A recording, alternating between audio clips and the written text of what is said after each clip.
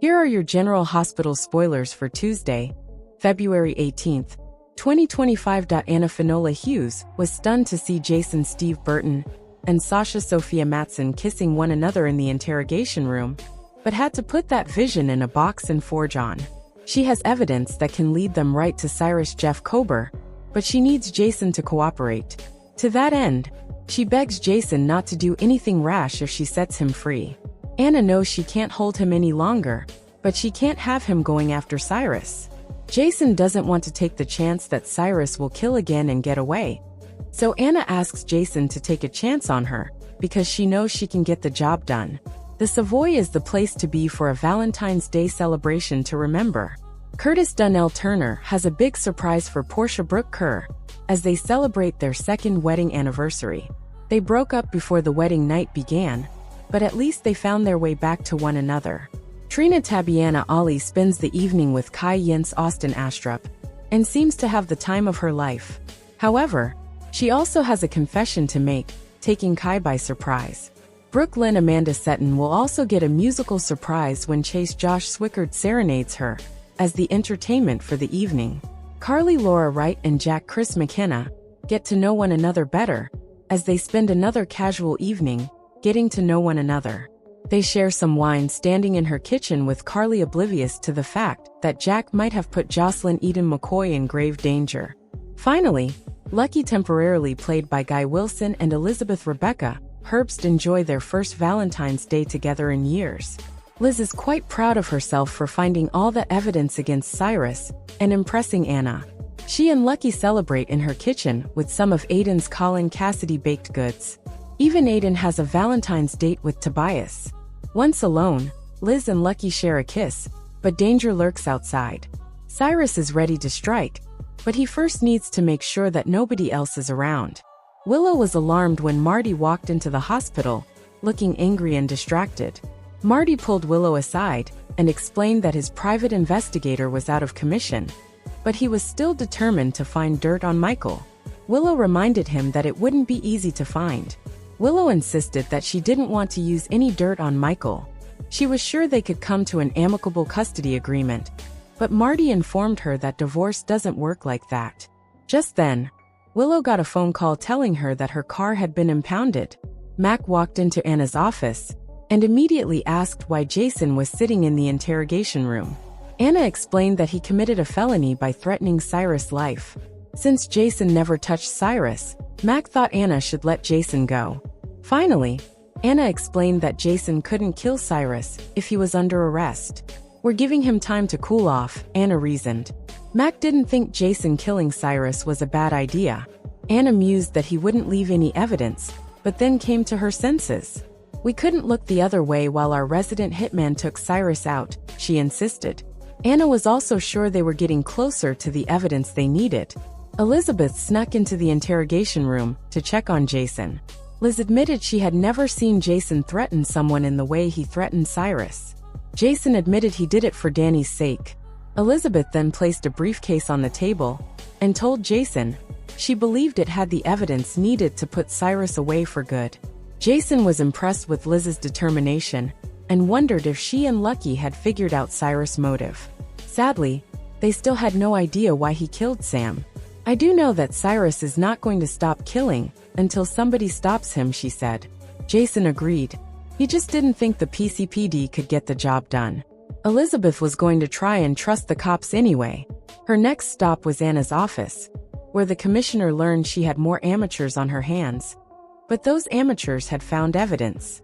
Liz explained how she and Lucky believed Cyrus had killed 5 people, 2 at Turning Woods and 3 at GH. Liz gave Anna evidence they had found in the dumpster outside Cyrus' building, including a receipt for a box of syringes addressed to a man named Paul Damascus. Liz thought it made perfect sense for Cyrus to use a biblical name as an alias.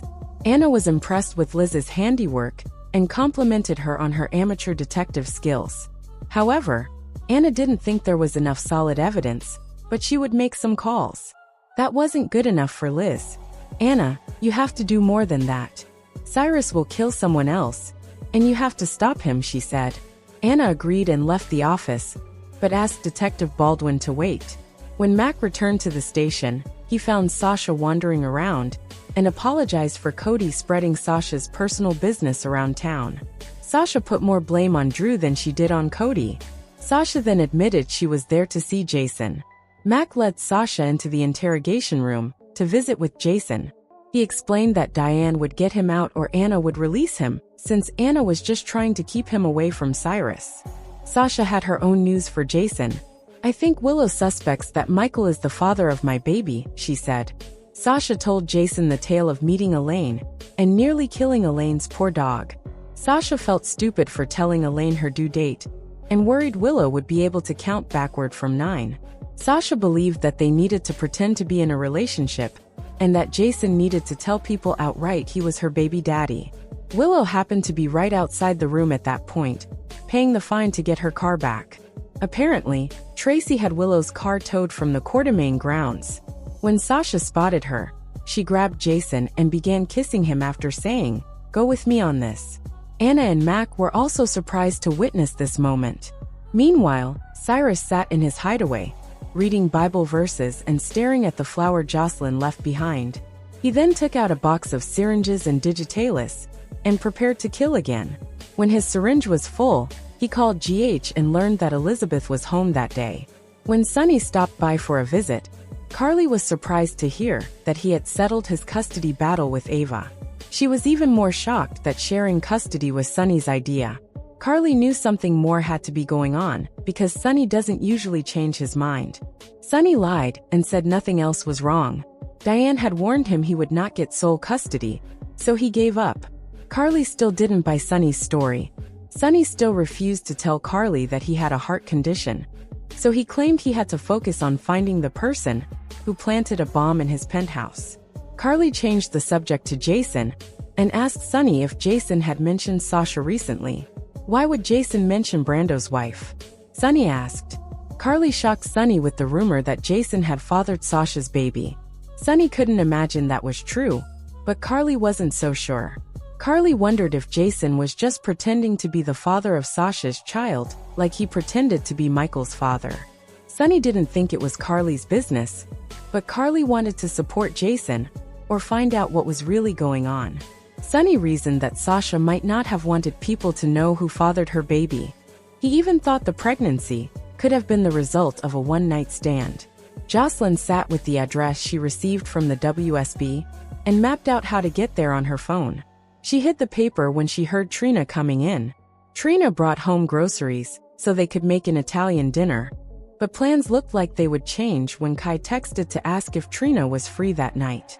Jocelyn was giddy at the idea of Trina going out with Kai, but Trina planned to tell him that she had plans with Joss. Of course, Joss wouldn't even hear of it and encouraged her friend to go. Trina didn't want to leave Joss alone because it was her first Valentine's Day without Dex. Jocelyn wouldn't give up. "It's time for you to get back out there," Joss said. Kai texted again to ask Trina to meet him at the Savoy in an hour dressed to impress. Trina did just that. After she left, Jocelyn got dressed all in black and pulled Dex's gun out of a box. Laura was pleased to welcome Curtis to her office. He wanted to discuss the McConkey Esplanade project. When Laura mentioned Drew would be arriving soon and saw Curtis' reaction, she realized there had been a falling out between the friends. Laura asked that Curtis stay so she could get his opinion on the project. Laura admitted she didn't trust Drew and felt he was using the project as revenge against Jason and Sonny.